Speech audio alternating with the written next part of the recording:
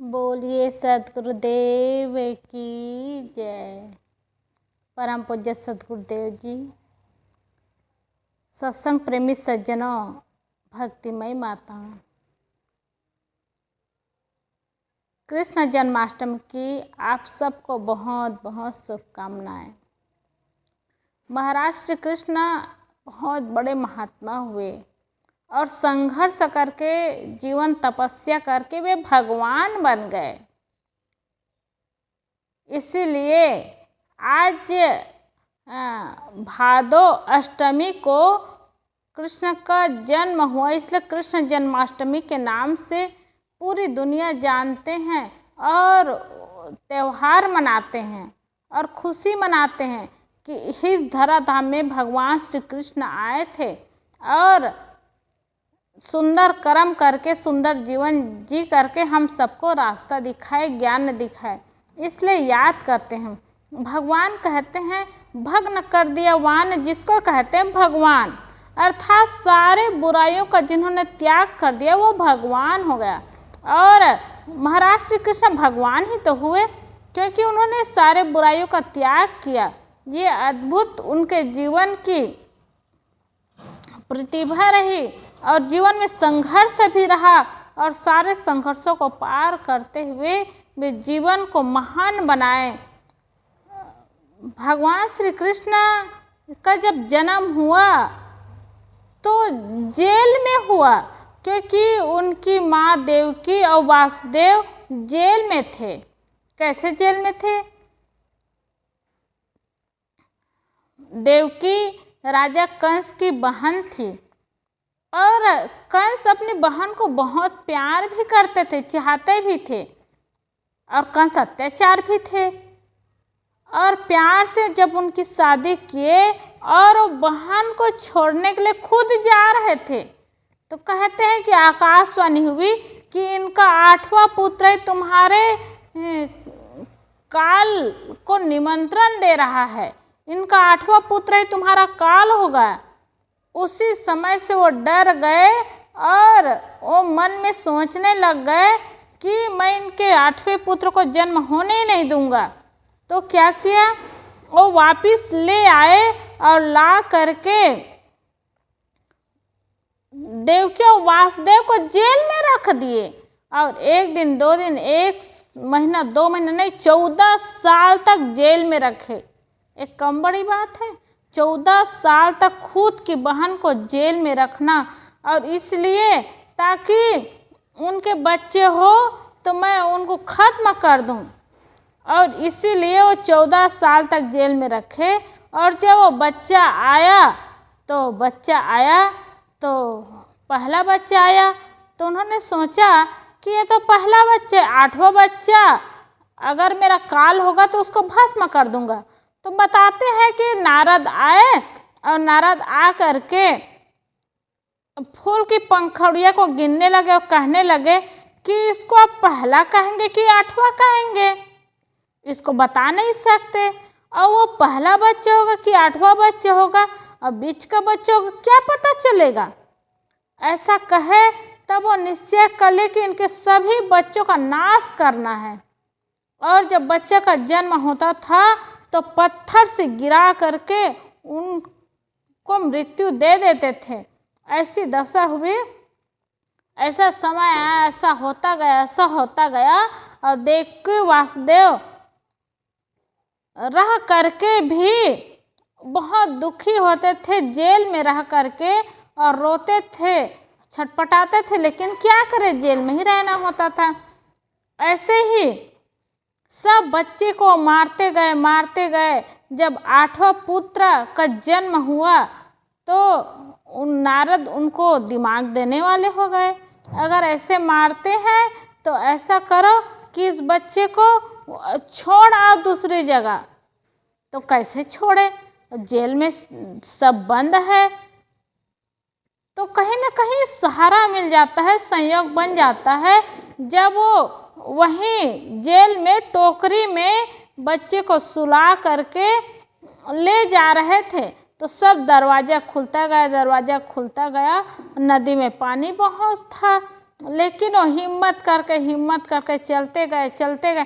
कहानी में तो ये बताते हैं कि उनके पैर छूने के लिए पानी ऊपर हो जाता था ताकि भगवान कृष्ण के हम लोग पैर छू ले। किसी भी तरह से वो गए बच्चे को लेकर के, और उसी समय माता यशोदा के यहाँ, नंद बाबा के यहाँ पुत्री का जन्म हुआ था। तो वहीं बच्चे को छोड़ करके और पुत्री को ले करके नंद बाबा दिए, तो पुत्री को लेकर के फिर आए। ये 8वां बच्चा है करके राजा कंस उसको मारना चाहे, देखिए ये तो पुत्री है, अब पुत्री मेरा काल कैसे करेगी, लेकिन जैसे भी हो मैं ये बच्चों को छोड़ूंगा नहीं।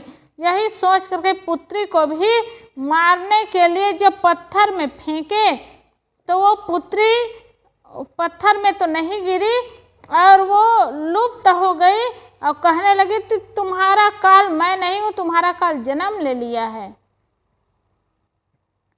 इस तरह से उनका बाहर भरण पोषण हुआ नंद बाबा और यशोदा माता के यहाँ। सोचिए किसी का जन्म हो जेल में हो, वो कितना अमंगल होगा और कितना दुखदाई होगा, और जन्म के बाद माता पिता छूट जाए, माता पिता से दूर हो, ये भी दुखमय है। क्योंकि जन्म लेने के बाद माता छूट जाए, पिता छूट जाए तो उसको अभागा कहते हैं और लोग दुखी मनाते हैं। लेकिन उनके माता पिता भी उनके पास नहीं रहे, दूर रहे, और माता यशोदा और नंद बाबा माता पिता बन करके उनका भरण पोषण किए और पालन पोषण हुआ और बड़ा हुआ तो धीरे धीरे वो बच्चा बहुत तेज रहा, और धीरे धीरे राजा कंस पता करने लगे कि ये बच्चा किनके यहाँ होगा, जो 8वां बच्चा होगा और जो मेरा काल होगा वो किसके यहाँ होगा। यही सोच करके जब उनको पता चला कि ये बच्चा बहुत तेज है, तो पूतना को वहाँ भेज करके उनको मारने के लिए कि उनका दूध पिलाएगी और जहर होगा तो बच्चा मर जाएगा। लेकिन वो कृष्ण तो तेज थे ही, प्रतिभावान थे ही, प्रतिष्ठित थे ही, वही उस पुतना के को दूध न पी करके वो खुद काट दिया और पुतना ही मर गई। अब स्तनपान क्या किया, श्री कृष्ण उसको मार डाले। इसी तरह उनके जीवन में बहुत सारी समस्याएं आई और समस्याओं का संघर्ष भी करते रहे, क्योंकि वे क्रांतिकारी रहे और क्रांतिकारी होकर के संघर्ष करके जीवन का अंत किए। और उनकी आयु 125 वर्ष बताते हैं, लंबे वर्ष तक वो रहे। और जीवन में वो 3 गुरु किए थे, गुरु संदीपनी, गुरु घोर अंग्रेज, गुरु गर्गाचार्य, शिक्षा गुरु, अध्यात्म गुरु और कुल गुरु। इस प्रकार 3 गुरु रहे और 3 गुरु से शिक्षा पाए थे और जीवन बढ़िया जिए। और कौरव पांडव की बात हुई तो पांडव का भी साथ दिए, क्योंकि अत्याचार अनाचार करने वालों से दूर रह करके सही मार्ग में चलने वाले, सही काम करने वाले के साथ देते थे और विवेक करते थे और बहुत तेज तो थे ही, क्रांतिकारी थे ही।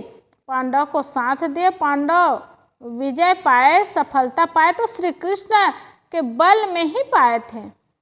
इस तरह से जब वे बड़े हुए और जीवन गुजारे तो बहुत कुछ समस्याओं प्रतिकूलताओं से क्रांतिकारी होकर के जीवन बिताए।